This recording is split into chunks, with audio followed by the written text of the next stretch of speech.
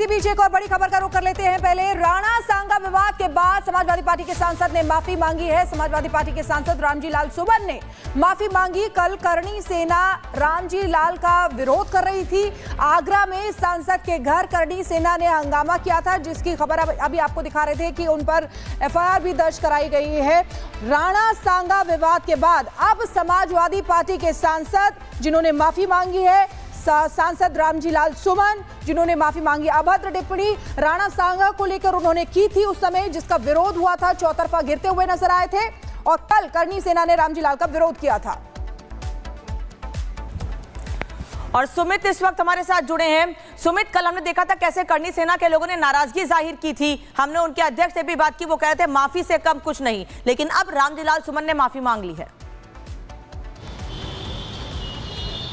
देखिए, लगातार क्योंकि राणा सांगा को लेकर जो विवादित बयान दिया गया रामजी लाल सुमन की तरफ से, उसके बाद से लगातार उनका विरोध हो रहा था। और करणी सेना की तरफ से जो कल कदम उठाया गया, उसके बाद वो लगातार बैकफुट पर थे। अखिलेश यादव खुद रामजी लाल का जो है वो एक तरफ समर्थन कर रहे थे और दूसरी तरफ उन्हें डिफेंस करने की कोशिश वो कर रहे थे कि किसी जाति विशेष के लिए ये जो बयान है वो रामजी लाल सुमन की तरफ से नहीं दिया गया है। और अब रामजी लाल सुमन जो है उस पर माफी मांगते हुए नजर आ रहे हैं। लेकिन बड़ा सवाल ये है कि करणी सेना या पूरे जो राजपूत समाज के लोग हैं वो क्या उनकी माफी को स्वीकार यहां पर करेंगे इस तरीके से? क्योंकि इससे पहले करणी सेना के तमाम कार्यकर्ता जिस तरीके से बड़ी संख्या में इकट्ठा होकर जो है वो सांसद के आवास पर पहुंचे थे, कुर्सियों को तोड़ा गया था, गाड़ियों में तोड़फोड़ की गई थी और अपना गुस्सा जाहिर करते हुए ये कहा गया था कि बार बार जिस तरीके के बयान दिए जा रहे हैं वो समाज को लगातार टारगेट करते हुए दिए जा रहे हैं। और इसीलिए राणा सांगा को लेकर, उनकी वीरता को लेकर, ऐसे हमारे जो इतिहास के वीर योद्धा हैं उन्हें लेकर अगर इस तरीके के बयान दिए जाएंगे तो किसी भी सूरत में स्वीकार्य नहीं है। और अब रामजी लाल सुमन जो है वो इस पर माफी मांगते हुए नजर आ रहे हैं। और दूसरी तरफ अखिलेश यादव भी ये कह रहे हैं कि किसी वर्ग कह रहे हैं, और इससे पहले भी कई बार इस तरह की बयानबाजी समाजवादी पार्टी के सांसदों की तरफ से की गई और अब कार्रवाई की मांग लगातार की जा रही है।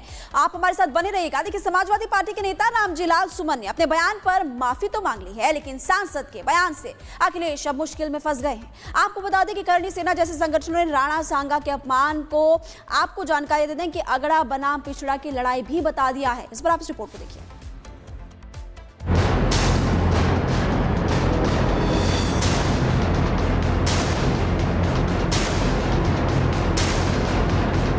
कि बाबर को लाया कौन? बाबर को इब्राहिम लोदी को हराने के लिए राणा सांगा लाया था। तो मुसलमान तो बाबर की औलाद हैं और तुम गद्दार राणा सांगा की औलाद हो। समाजवादी पार्टी के नेता रामजी लाल सुमन ने जितनी धमक के साथ संसद में यह बयान दिया था, उतनी निर्मलता से अब माफी मांगने पर उतारू हो गए हैं। जब रामजी लाल सुमन ने राणा सांगा पर विवादित कथनी कही थी, उस वक्त उन्हें अंदाजा नहीं था कि उनके बयान पर इतना बड़ा बखेड़ा खड़ा हो जाएगा। लेकिन अब माफी मांग रहे हैं, अपने बयान पर सफाई दे रहे हैं। कामकाज की समीक्षा पर चर्चा में मैंने कहा था कि हिंदुस्तान में बाबर को राणा सांगा ने आमंत्रित किया था इब्राहिम लोदी को हराने के लिए। मेरा मकसद किसी की धार्मिक भावना को ठेस पहुंचाने के नहीं था। मैं किसी धर्म को मानूं या न मानूं, लेकिन किसी दूसरे धर्म के मानने के जज्बात के साथ खिलवाड़ करने का मुझे कोई अधिकार नहीं है। समाजवादी पार्टी के नेता के बयान का विरोध देश भर में हो रहा है। जयपुर में लोगों ने तलवारें हवा में लहराकर अपने गुस्से का इजहार किया। प्रदर्शनकारियों ने रामजी लाल सुमन की सदस्यता रद्द करने की मांग की है। वहीं रामजी लाल सुमन के घर पर करणी सेना के कार्यकर्ताओं ने हमला किया। 1000 से ज्यादा कार्यकर्ता बुलडोजर लेकर सांसद के घर पहुंचे, जहां जमकर तोड़फोड़ और पथराव किया गया। पथराव में 14 पुलिसकर्मी भी घायल हुए हैं। राणा सांगा के इतिहास को अगर इन्होंने पढ़ा होता, वो महान योद्धा जिसके शरीर के घाव इस बात को बताते थे कि इन्होंने भारत की धर्म और संस्कृति को बचाने के लिए उस समय किस प्रकार के पराक्रमों का परिचय दिया था। इतिहास के बारे में लोग क्या जानते हैं? जो औरंगजेब और बाबर की पूजा करते हों, जो जिन्ना को अपना आदर्श मानते हों, इन लोगों से इसकी उम्मीद नहीं की जा सकती। रामजी लाल सुमन के बयान की हर तरफ निंदा हो रही है। ऐसे में रामजी लाल सुमन ने माफी मांगने में ही अपनी भलाई समझी, लेकिन विपक्ष का रवैया वही है।